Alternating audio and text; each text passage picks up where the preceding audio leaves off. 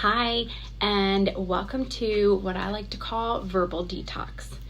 So, why do we do verbal detox? Kind of what's the importance? What do we get out of it? Verbal detox allows us to literally detox our body from any time that we had emotions and feelings that we didn't get to express, and hurts, pains. We were a child, maybe we were being bullied, we were in a relationship, but we didn't get to express it, like literally get it out. So what happens to that? Things that you keep in, things that you push down, as a lot of people like to say, it, believe it or not, it settles in your muscles, it settles in your body, and eventually comes out as autoimmune diseases, fibromyalgia, rheumatoid arthritis, psoriasis, eczema, rashes. So what I know and learn is that with time, my clients actually begin to enjoy this, actually see the benefits. So in the beginning, they might be like, oh, this is so weird, they don't want to do it, they're very hesitant. But after a bit, when you get the flow of it, you're gonna be like, oh yeah, I gotta get this out. Don't let things sit within you, no matter kind of what you're going through right now or what you went through back then. Don't let it sit in you. You don't want it causing asthma, you don't want it causing problems, thyroid problems, a host of things, stress, tummy problems, IBS, digestive issues. Again, it's a host of problems when we hold on to stress, hold on to emotions, hold on to fears, things that just circulate our mind. Let's say something happened at work and someone said something and we didn't have the courage enough to say something back, and now we spend a day, 2 days, 3 days, 5 days going in our head, I should have said this, I should have said that, and just being angry but keeping it all in. Literally, by getting it out, we heal these things. The brain thinks that we did it. This is the other piece that's very important, though. You've got to write down the name of the person that you're wanting to say this to, or a photo. I usually go with written. Photo might be triggering for some people depending on who it was, so that the brain, believe it or not, doesn't know really the difference of did that happen. So I took a moment to kind of think, who could I do this so that I can give you guys an example.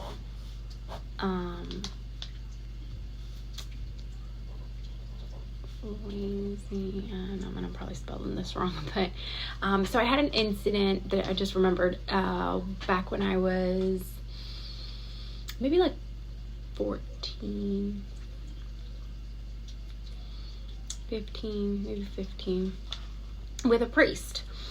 I had been enduring some sexual abuse for quite some time by somebody, and I didn't know who to go to, who to tell. I had already tried a friend, a certain family member, someone a little more distanced, and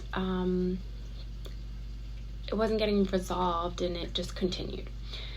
So I decided to, my school had this event where they brought in 6 different priests, maybe even more, maybe 8, and you could go, you could kind of just do a confession. And I thought, a priest is an authoritative figure, right?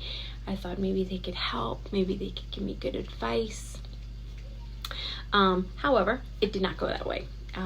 It unfortunately, what he said to me ended up making me stay quiet, ended up making me feel that it was my fault. It's quite shocking now, if as an adult, what he said was completely wrong. So I thought, okay, well, maybe I can do a verbal detox with that. So what you would do is you would write it down.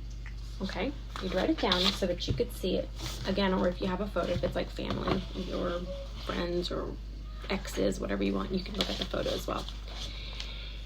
And as you say it, get everything out, whatever emotions you want. Don't remember, the person is not here, so anything you want. Do you want to get angry?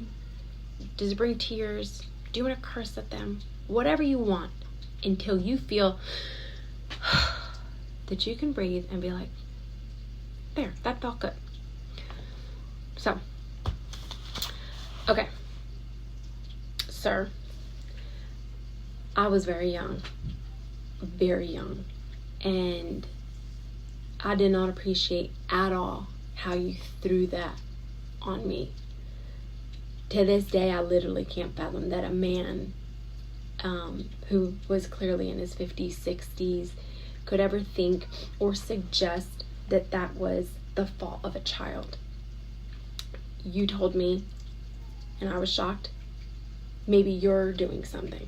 Maybe you're dressing a certain way.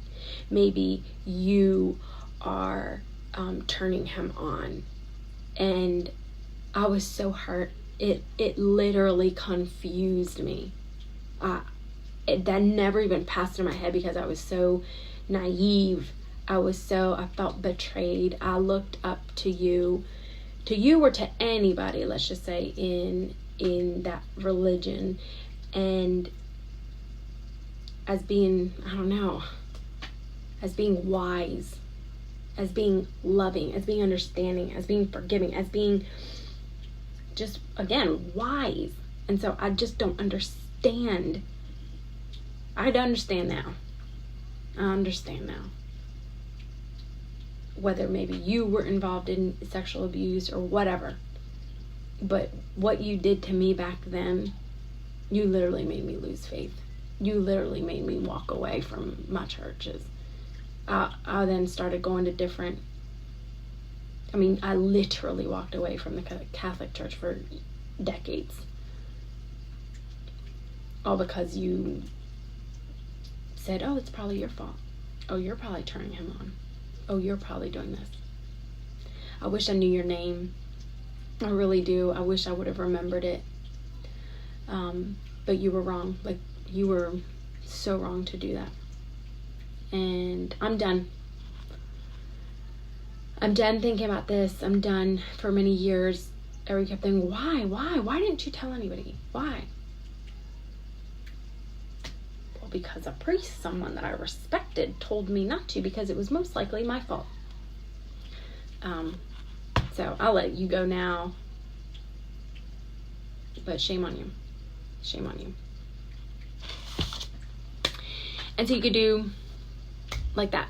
Just whatever you need to get out. And for me, I am older now. And for years I didn't. It literally changed.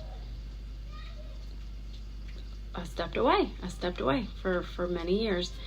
It changed a lot. It hurt me hardcore, but I can now say it, and my brain can now work on rewiring. Like, all right, we said what we had to do. Now those moments don't have to make me hate all priests out there, hate the whole religion. The actions of one person doesn't mean that everybody is like that. And I wonder how many of you guys know something like this. It doesn't have to be a priest or whatnot, but okay, let's just say when there have been the cases of sexual abuse or rape or whatnot, there are many, many women that I know, women or men, who then go away and they're just like, nope, I'll never date another man again. They X them all out as evil, right?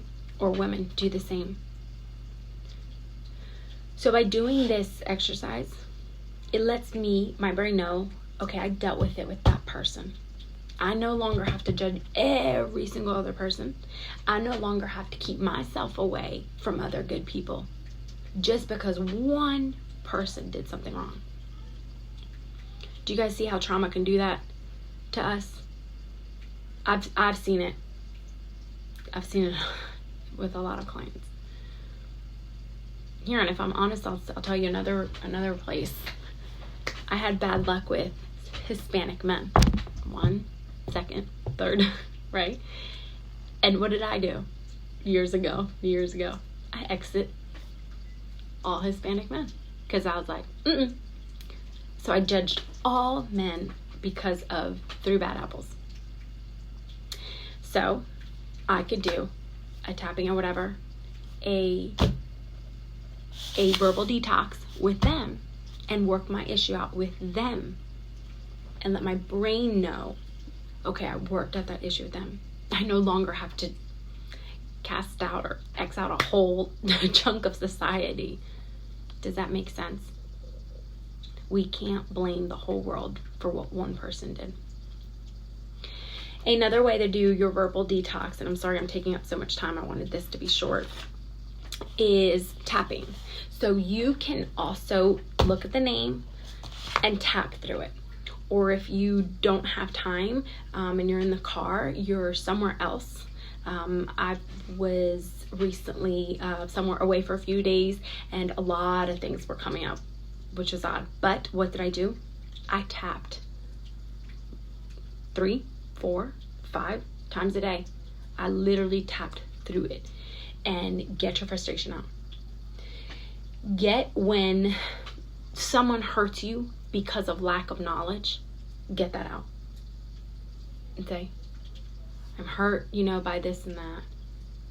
But I literally understand that it is lack of knowledge. One day, they may gain more knowledge. They may know that what they're doing is incorrect, unfair, unjust, whatever the case may be.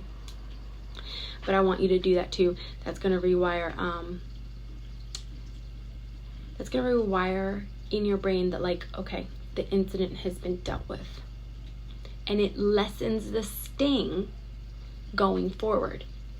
Now, sometimes you will have to do this several times for different people.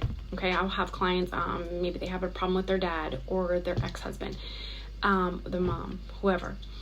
And they'll be like, oh, okay, good, I did it, I'm good. And then they'll be like, they don't understand why there's still anger that's coming out towards other people.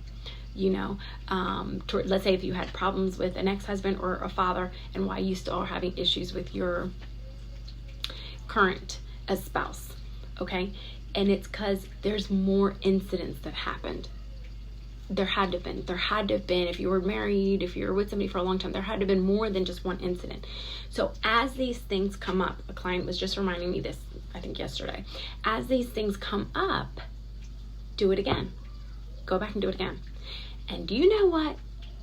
That one time that you didn't come home, that you had me worried all night long, that then you were acting suspicious, then I found lipstick on your shirt, and you made me think I was crazy, just keep going. Like, grab your paper and just, or tap through it. Get all those stuff out. Always remember that all of us, I don't know what your age might be, but we've been living through this for quite some time. So it's not going to change in one day, one session. Okay, it is a process. When you remember new things that stung, work through it real quickly. Get it out. The other side of verbal detox is that you can do written detox. So some people like that more, the journaling or whatever. Go back if you want to read it. Verbal detox always happens to just work best for me and some of the people I know. But if you do your written detox, say it as well. View the name at the top and read it. All right? Take care.